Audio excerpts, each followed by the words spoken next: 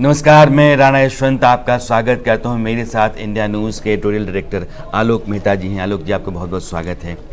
आज कांग्रेस के अध्यक्ष के तौर पर मल्लिकार्जुन खड़गे का चुनाव हुआ और अभी तक 1947 से लेकर के 2022 तक कांग्रेस के जितने भी अध्यक्ष हुए 10 लोग ऐसे थे जो गांधी परिवार से बाहर के रहे। मल्लिकार्जुन खड़गे 11वें हैं और उन 10 लोगों में से 5 लोग दक्षिण भारत से रहे। मल्लिकार्जुन खड़गे छठे हैं, पट्टाभी सिद्धारमैया से लेकर के मल्लिकार्जुन खड़गे तक।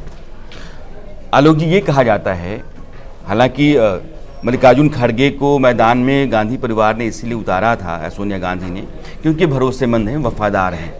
लेकिन इतिहास कहता है कि कांग्रेस के जो भी दक्षिण भारत के अध्यक्ष होते हैं उनका गांधी परिवार से 36 का आंकड़ा आखिरकार बन ही जाता रहा है। आप इसको कैसे देख रहे हैं? मल्लिकार्जुन खड़गे के सर पे जो पगड़ी आज पड़ी है। राणा जी, ये सही है कि गांधी परिवार से दक्षिण भारत, चूँकि नेहरू और इंदिरा गांधी दोनों का दक्षिण भारत में भी उतना ही प्रभाव था, इसीलिए सोनिया गांधी दक्षिण से पहली बार उस समय जब जीती, या इंदिरा गांधी भी उस समय जब जीत करके आई थी, जब बहुत संकट में 77 की हार के बाद, तब भी चिकमगलूर, मतलब इस तरह के जो मुद्दे थे, जिससे कि दक्षिण भारत में भी उनकी लोकप्रियता थी। इसलिए ये उनके लिए तो दक्षिण उत्तर सब एक था, पूर्व पश्चिम उस परिवार का, यदि आप वैसे देखें एक समय में जी। और इसलिए ये सही है कि दक्षिण भारत में आज भी उम्मीद देखते हैं। केरल से जिस तरह से राहुल गांधी लड़ करके आए, सोनिया जी के विश्वसनीय। जहाँ तक वफादारी का सवाल है, एक ज़रूर दुखद एक पहलू कहना चाहिए। यदि हम दक्षिण में, हमने कामराज जी वाला काल में तो हम लोग उस समय नहीं आए, लेकिन उसके बाद में लगातार देखते रहे हैं। लेकिन हाँ, कामराज के चर्चा सारे जो अध्यक्ष बाद में रहे या पार्टी में इंदिरा गांधी के साथ रहे, तो कामराज आप देखें। उसके बाद मैंने तो संकट काल में जिस समय बाकायदा चुनाव हुआ था, ब्रह्मानंद रेड्डी को देखा, देवराज अरस जी को भी देखा। आप जिस तरह से लगातार जो साउथ के इस तरह के जो नेता हुए जिनको बनाया गया, बाद में नरसिंह राव भी आप कहें जी, तो जो ऐसे विश्वसनीय व्यक्ति बने थे, कामराज का तो नाम ही ये माना जाता है कि उन्होंने तो इंदिरा गांधी को ही वो लाने में उनकी भूमिका थी एक समय में जी। लेकिन बाद में वो खिलाफ हो गए। निजलिंगप्पा जी जो पार्टी के अध्यक्ष थे जिस समय इंदिरा गांधी का जो असली द्वंद्व शुरू हुआ था, निजलिंगप्पा जी के समय से हुआ। तो ये कुछ या तो उनके आग्रह थे, या वो जैसा कहना चाहिए कि दक्षिण का आदमी पार्टी की कमान संभाले या देश का प्रधानमंत्री बने, जो बाद में आप यदि वैसे देखें देवगौड़ा भी प्रधानमंत्री बने और कांग्रेस के समर्थन से बने जी। लेकिन क्या वो कांग्रेस या इंदिरा गांधी परिवार के उत्तर लायल रहे?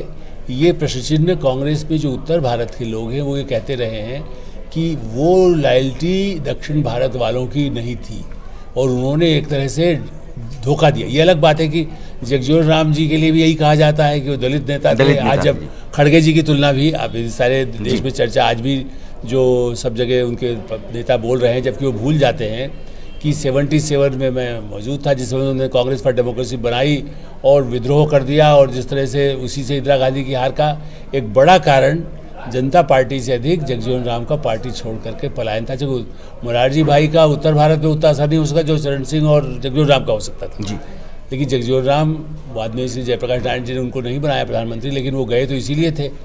तो ये भी कि दलित या दक्षिण का होगा, इसका ही लॉयल्टी होगा, ये नहीं। आलोक जी, मुझे एक सवाल है। आलोक जी ने अभी तक 2-3 बातें कही हैं, मैं आपको एक बार से समझा देना चाहता हूँ।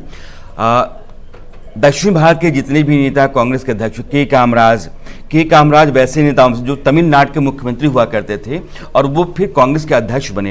ये वक्फा जो था 63 to 67 था, और वो जब अध्यक्ष बने तो उन्होंने कहा था कि संगठन के भीतर ओहदे छोड़ कर क्या पाइए, एक व्यक्ति एक पोस्ट की बात उन्होंने की थी। और उन्होंने एक सिंडिकेट तैयार किया। सिंडिकेट में मोरारजी देसाई, निजलिंगप्पा, के कामराज, यह सिंडिकेट ने ही इंदिरा जी को पीएम बनाया और बाद में इसी सिंडिकेट के साथ इंदिरा जी का टसल शुरू हुआ और फिर वो आखिरकार कांग्रेस के बंटवारे में जाकर के 69 में तब्दील हो गया। आपका कहना यह है कि जितने भी लोग रहे कांग्रेस के जिन्होंने कमान संभाली वो ठीक नहीं थे। जैसे एक मैं उदाहरण आपको देता हूँ, वीवी गिरी जो वाइस प्रेसिडेंट थे, नीलम संजीवा रेड्डी भी कांग्रेस कैंडिडेट थे। मैं 69 के इलेक्शन की बात करता हूँ, प्रेसिडेंशियल इलेक्शन की। तो वीवी गिरी को इंदिरा जी लेकर के मैदान में आई और कांग्रेस के डिक्लेयर्ड कैंडिडेट जो औपचारिक तौर पे कांग्रेस के उम्मीदवार थे नीलम संजीवा रेड्डी, उनके मुकाबले में उतारा, उनको जिताया। तो वो भी तो इंदिरा गांधी के विश्वास पात्र थे और वो भी दक्षिण भारत से ही थे। तो ऐसे हम कैसे मान लें कि दक्षिण भारत जितने भी नेता रहे वो गांधी परिवार से उनका संबंध ठीक नहीं रहा। वाईएसआर जैसा मुख्यमंत्री देखिए, बहुत बड़ा एक पाया थे और उनके संबंध गांधी परिवार से बहुत अच्छे थे। तो इसको हम कैसे जनरलाइज टर्म में माने, या फिर आपका अपना अनुभव कुछ और है? नहीं राज जी, मेरा ये उदाहरण ये था कि जो अध्यक्ष पद पर नीलम संजीव रेड्डी, जैसे आपने कहा ना कि उनके खिलाफ, तो वो ज़्यादा प्रभावशाली थे। वीवी गिरी लेबर लीडर थे, इंदिरा जी ने उनको चुना कि भाई हम ये हमारे विश्वसनीय रहेंगे और हम ऐसे, वो भले पहले जगजीवन राम को भी बनाना चाहती थी और उसके बाद उन्होंने नाम उनका रखा। तो ये मैं नहीं कह रहा हूँ कि खाली दक्षिण का होने से विरोध करें, लेकिन सही बात यह है कि विश्वसनीय न रहकर अति महत्वाकांक्षी कहें या एक अपना जो प्रभाव उनका पार्टी पर होता रहा।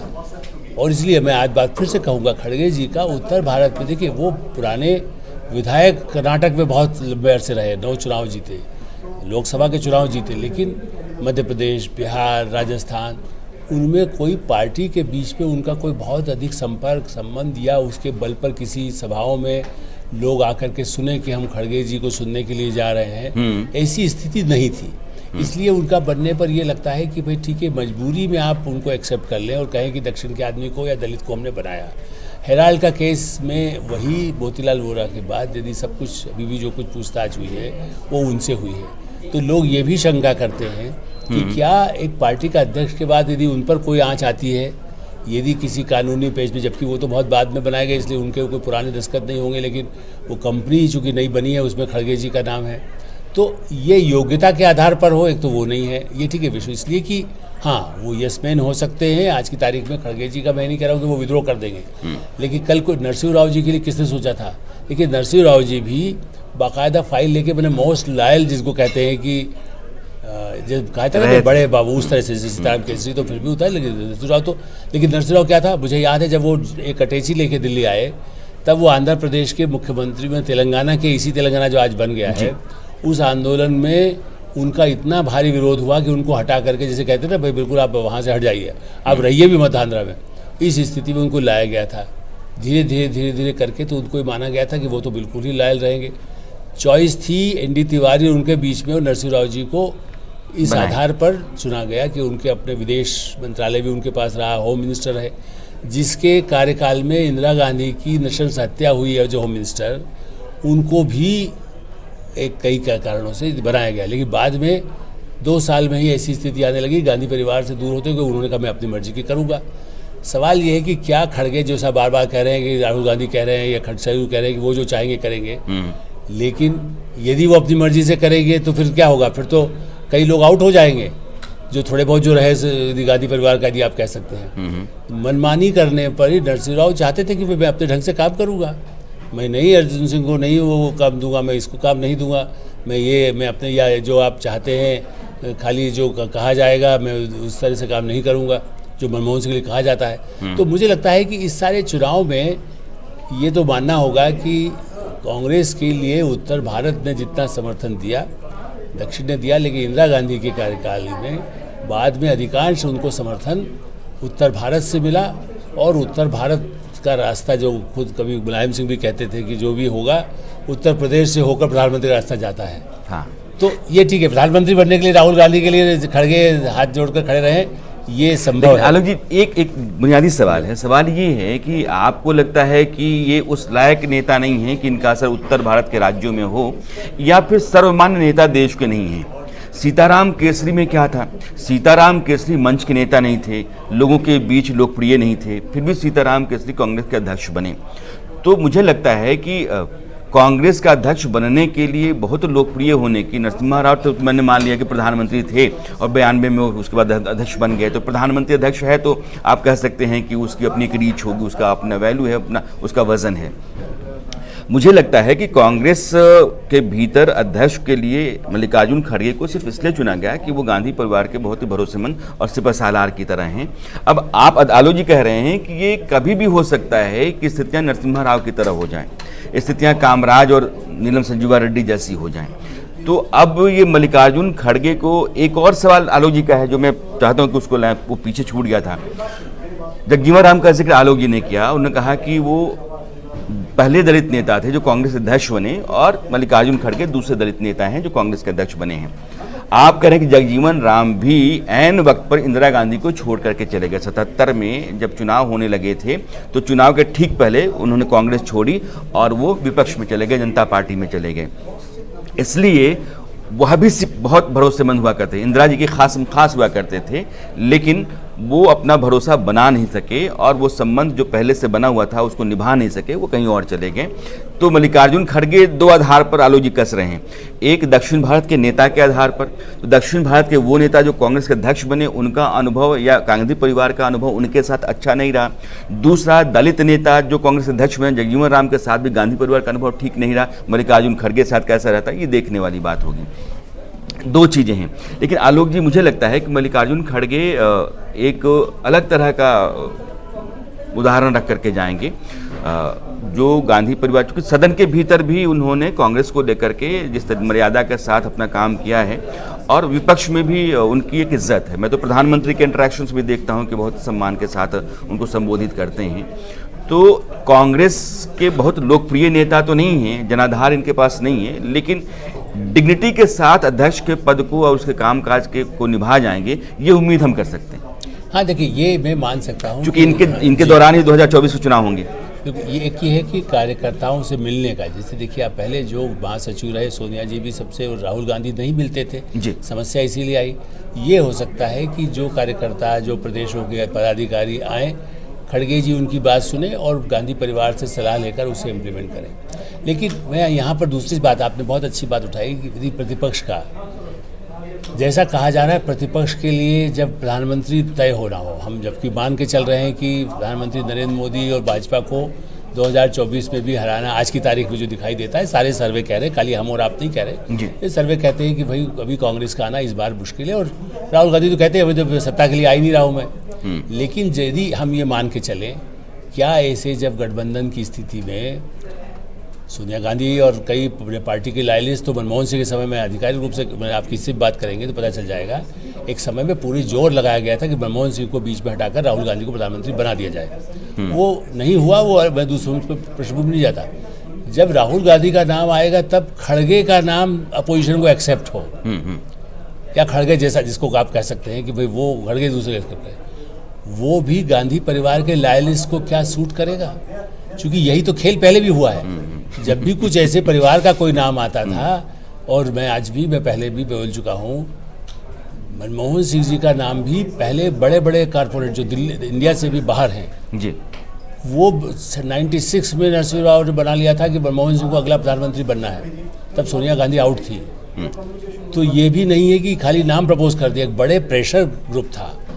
क्या ये प्रेशर ग्रुप राहुल गांधी को जो नहीं बनाना चाहेगा, तब खड़गे जी किसकी तरफ खड़े होंगे? जब उनको यदि कहा जाए अच्छा साहब आप बन जाइए, तब वो कहेंगे कि राहुल गांधी। मेरा ये कहना है कि ये मैं इसे सवाल खड़े कर रहा हूँ, क्योंकि पुराने अनुभव मुझे बताते हैं कि आदमी यदि जब खुद का बनने का मौका था, सीताराम केसरी का आप दीजिए, चलिए, और हमारा चूंकि दर्शक बहुत हिंदी वाले हैं, सीताराम केसरी जब आए थे शादी करके, मैं नाम नहीं लूँगा, औद्योगिक घराने के, और उसका मैंने मीडिया हाउस भी है, तो कहा गया था कि वो दहेज में आए। तो कांग्रेस में शुरू से ही उस पूरे एक घराने का जो प्रभाव था, उसके आर्थिक उनके जो संबंध थे, और लगातार राजनीतिक में जो प्रबंधन की जो उनकी क्षमता थी, विभिन्न लोगों के साथ जातीय आधार पर, बिना जाति के आधार पर पार्टी में वर्षों तक, और एक एक वीपी सिंह को उनके जब वो करोड़ों रुपए देते थे चुनाव के लिए, तो उनकी जो उन्होंने जिस पर दस्तखत कराए, हमने कई बार कहा कि आप वो दे दीजिए। जब लड़ाई हो गई तो देखा नहीं, मैं ये विश्वसनीयता नहीं खोना चाहता। तो उन्होंने पूरी पार्टी का करोड़ों रुपया इधर से उधर खर्च किया था, उनकी क्षमता वो थी। लेकिन हाँ, ये है कि जब उनकी महत्वाकांक्षा जागी कि मैं ही प्रधानमंत्री हो सकता हूँ, या मैंने देवगौड़ा को बनाया, और देवगौड़ा ने क्या किया जानते हैं? धोखे की स्थिति ये, देवगौड़ा को कांग्रेस ने बनाया और देवगौड़ा ने सीताराम केसरी की जांच की इंक्वायरी हत्या के मामले में निकाल दी, तब समर्थन वापस लेना पड़ा। तो किस पर भरोसा करें? देवगौड़ा पर करें, ब्रह्मानंद रेड्डी। देखिए, सबसे दुखद यह है कि ब्रह्मानंद रेड्डी ने उस समय धोखा दिया। मैं मावलंकर हॉल दिल्ली का जो है, वहाँ पर जैसे आज चुनाव हुए, आज तो ये मतदान वहाँ कुछ नहीं, सामने हाथ खड़े करके वोटिंग हुआ, और ब्रह्मानंद रेड्डी को इंदिरा गांधी की पसंद से बनाया गया था। वो कुछ महीने बाद ही, आज मैं आपके साथ खड़ा हूँ, आप मुझे गाड़ी में बिठाएं एम्बुलेंस में, और आधे रास्ते में छोड़ दें। उन्होंने तो आधा रास्ता भी पूरा नहीं किया, ब्रह्मानंद रेड्डी को 6 महीने में बदलना पड़ा उनको, क्योंकि वो तो एकदम विद्रोह करके खड़े हो गए। तो मैं इस बात को मानता हूँ, राजनीति में सब कुछ संभव है।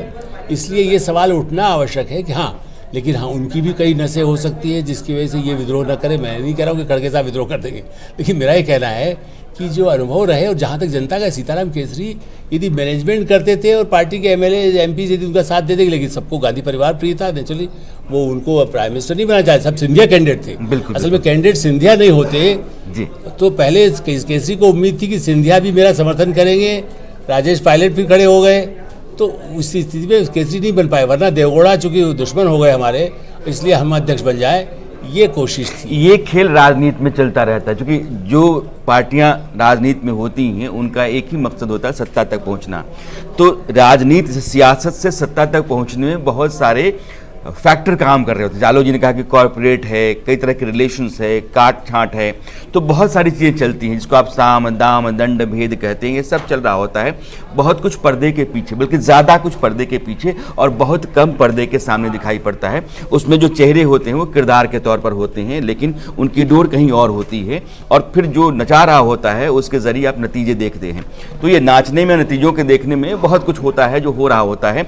अभी आलो जी के ज़रिए आपने कुछ संभावना मल्लिकार्जुन खड़गे के भीतर और मल्लिकार्जुन खड़गे के जरिए कुछ सवाल, इन दोनों को देखा है। अब ये जमीन पे हैं, समय जो है वो बताएगा संभावनाएं कितनी सही हैं और सवाल कितने वाजिब रहे। बहुत बहुत शुक्रिया।